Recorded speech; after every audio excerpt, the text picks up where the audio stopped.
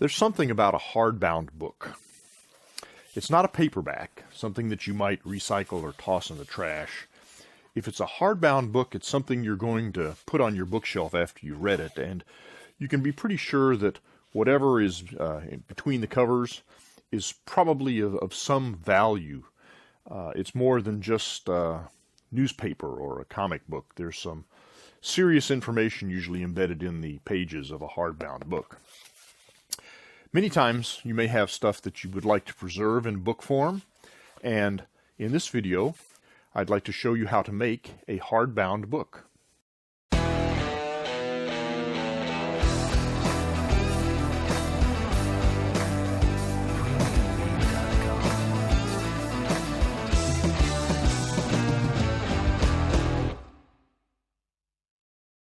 For this project you'll need the following materials: 49 sheets of white, regular copy paper, whatever type paper you might have around.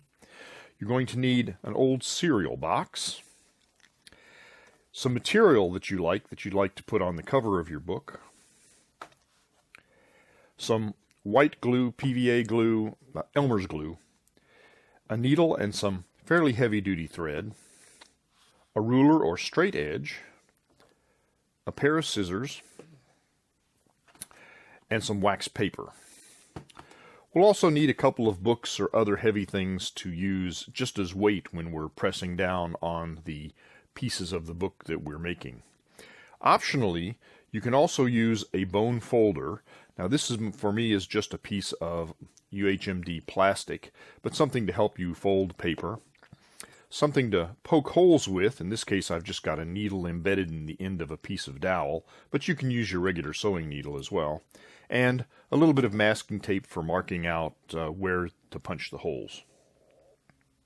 First thing we're going to do is take our 49 sheets of paper, and we're going to remove 2 that we're going to use for end papers, and we're going to remove 2 that we're going to use to back up the material for the book. This will leave us 45 sheets of paper. We're going to divide these 45 sheets of paper into 9 sheet groups.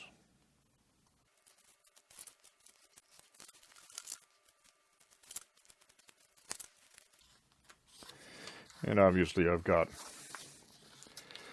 one wrong, because I'm out of sheets. I've actually got 2 wrong.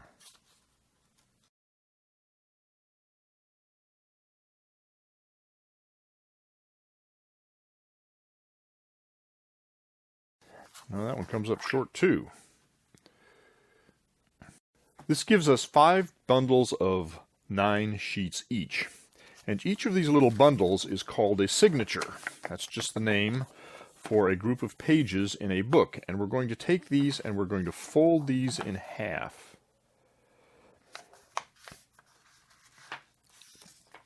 These are going to make up the pages of our book. If you have a bone folder or some other type of instrument, it helps to crease the fold. You want to fold all of the sheets at one time. You don't want to fold the sheets one at a time and then stick them together. The way that the paper works and the way the geometry comes out, it just works better if you fold all the sheets at once.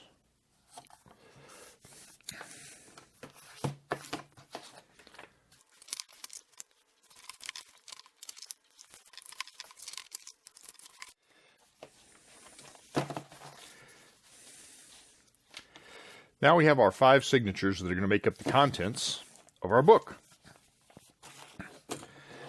Next thing to do is to punch holes in the signatures. So I'm going to get myself a piece of masking tape.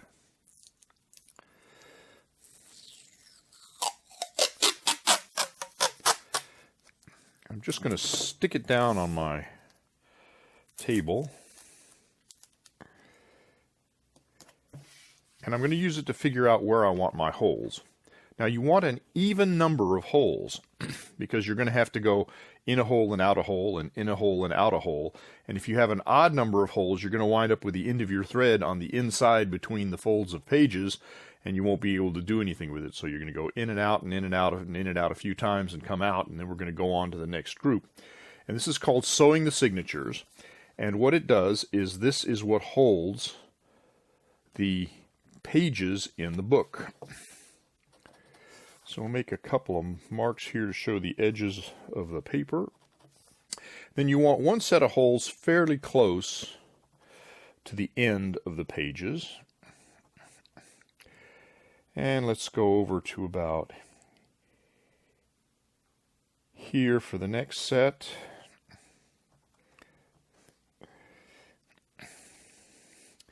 And let's go somewhere close to the middle here for the next set. Let's move this. Let's split the difference on that guy. Let's do this one here and this one here. Let's see if I can find a pencil with a decent eraser on it. Apparently I can't.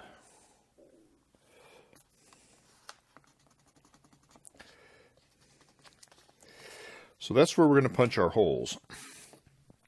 This is the part where your fingers are at risk.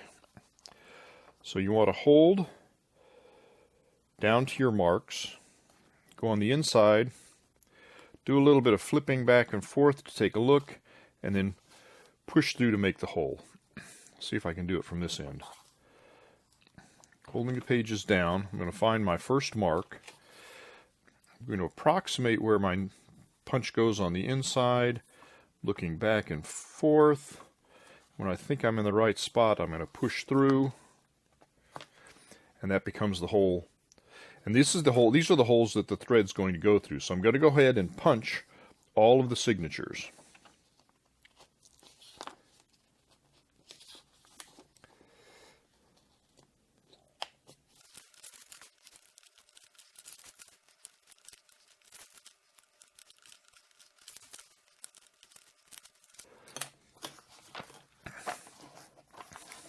I've got all my signatures punched. You can use a regular needle, you can use an awl, just anything that's going to make a hole in the paper. Now it's time to sew.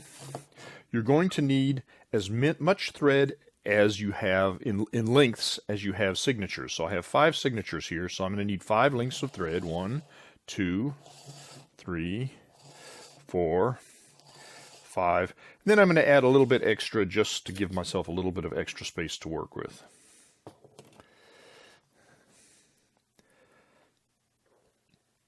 Now comes the interesting part for me, threading the needle. How about that? Start with your first signature. Go in through the hole you made. Pull the thread through, leaving 4 or 5 inches or so. You're going to come out through the second hole.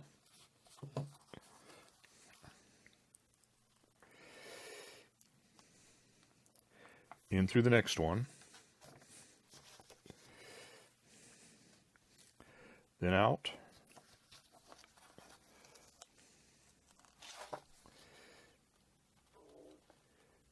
Be careful not to stick the needle in your finger.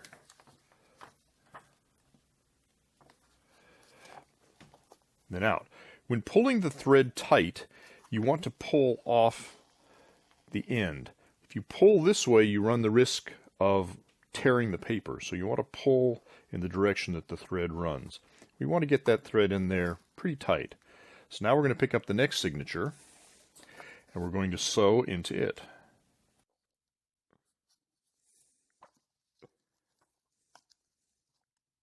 Now we want to tighten up this first pair of signatures. So we're going to pull, make sure our thread is tight, and we're going to tie a knot to tie these two together.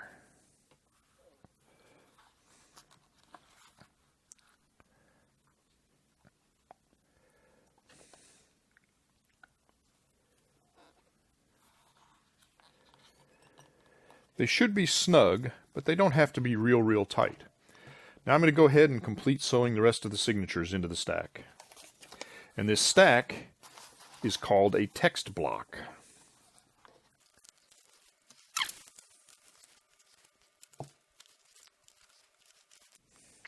When I get to the far end of this next signature, I'm going to take a turn around the loop of thread in the pair of lower signatures.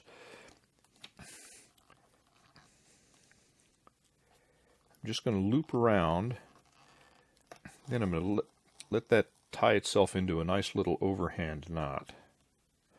And that will help to secure this signature in 2 places to the previous ones. And then we continue sewing.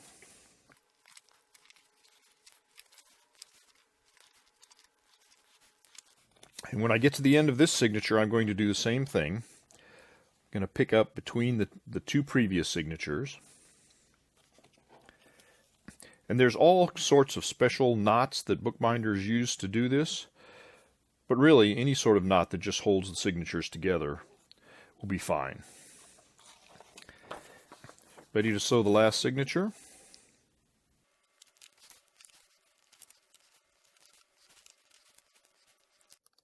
I'm going to tie this off pretty well at this end so that the thread won't come loose.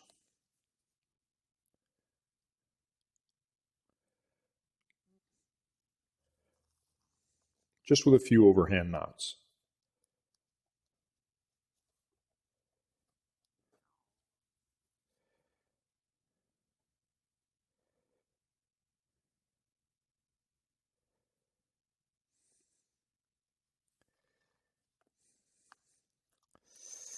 And there we go, the signatures are all sewn together. And the sewn together signatures, again, are called a text block. And this is the basis for our book. Now what we want to do next, in this particular instance, is we want to strengthen and reinforce this spine so that the pages will all hang together nicely. And to do that, we're going to use a little strip of material and some glue.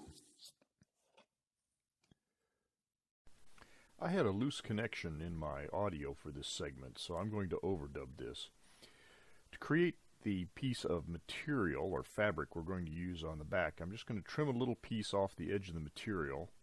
In this case, I've got a selvage edge, and that's okay. Helps to keep it from raveling a little bit. And this will become the reinforcement for the spine.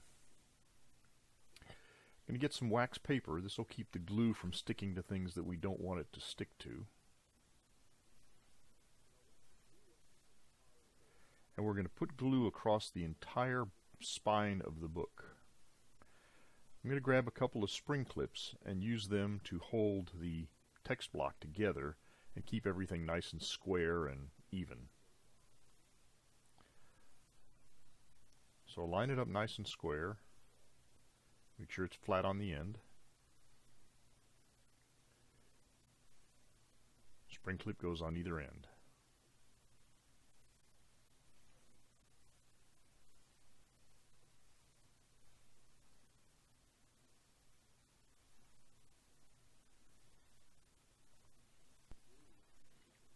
So now we're going to run some glue across the spine. I'm going to put on a pretty thick layer of glue. And I seem to recall that my glue bottle stopped up right in the middle of this. So I'll try and cut that part out for you.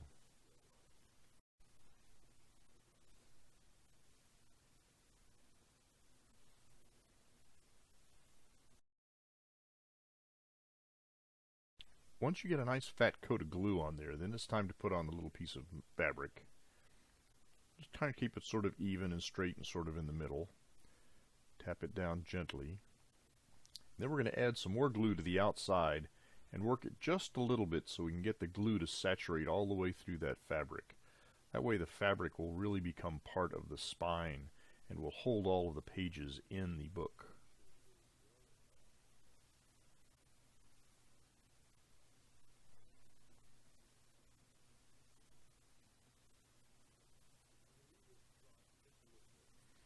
Now we're going to leave it to dry, and then we're going to put it under some weight to make a nice text block. My glue's had about 10 minutes or so to get a little bit tacky. So now I'm going to try and press this guy. I'm going to get a couple more pieces of wax paper.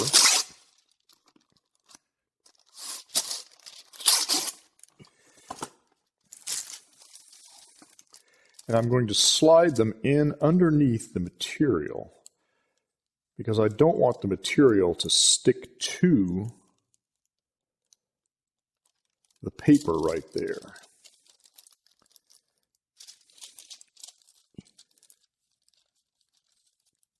Just like that.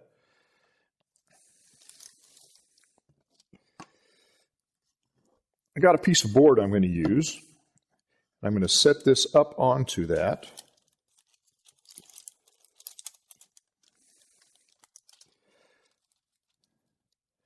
I'm going to remove these two end clips.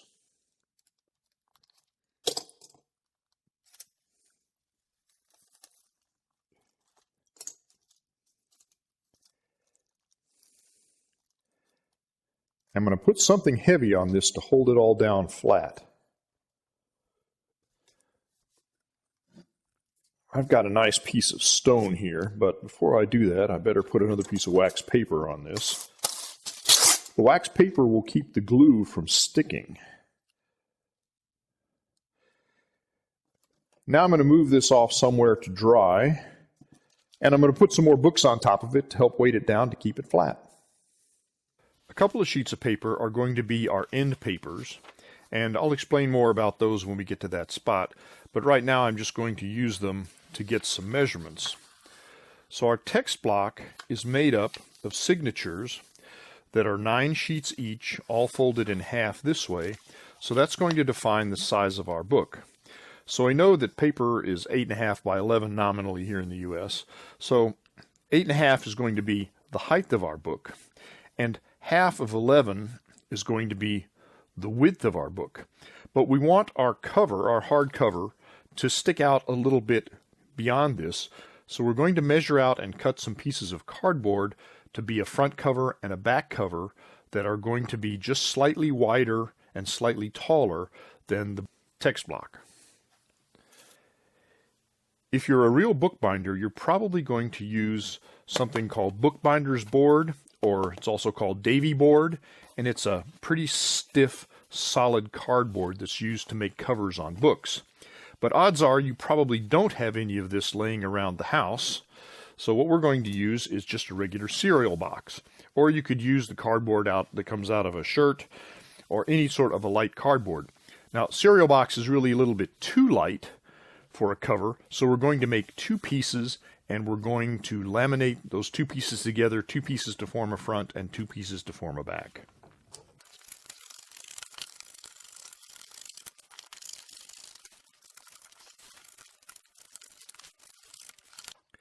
Let me say at this point that Reese's Puffs is not my personal cereal of choice, but my youngest daughter does enjoy this, and so that's what she eats.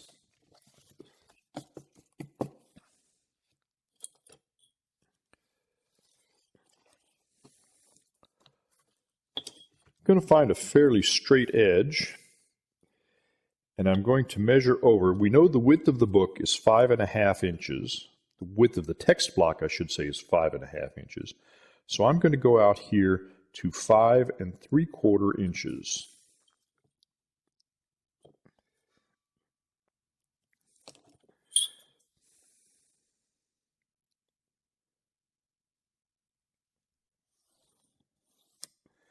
I know the height of my book is 8 inches. I'm sorry, 8.5 inches by standard American paper.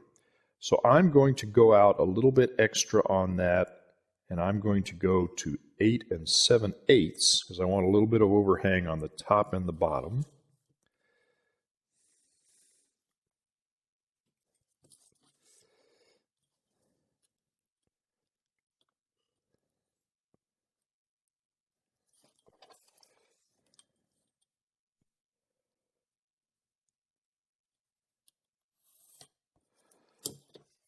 So that's going to be the size of my cover.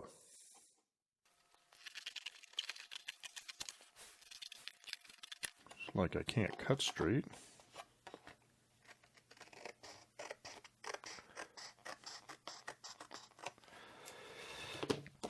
I'm going to make 4 of these.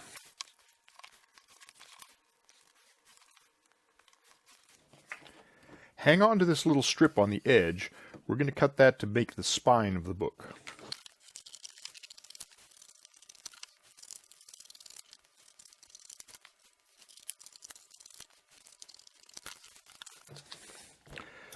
So here's the cardboard pieces I'll need for my cover. I'm going to go ahead and laminate a couple of these together, and I'm going to laminate the printed sides together, and then I'll come back and trim these guys up.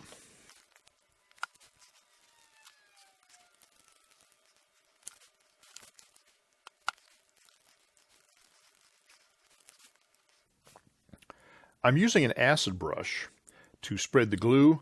This is just a little brush you can pick up at any one of your big box hardware stores. It's just convenient for spreading glue. You can also use a finger or a bigger brush, anything that gets the glue spread out. So I've got my front and back cover at this point. I'm going to get a little wax paper to go around these guys, and I'm going to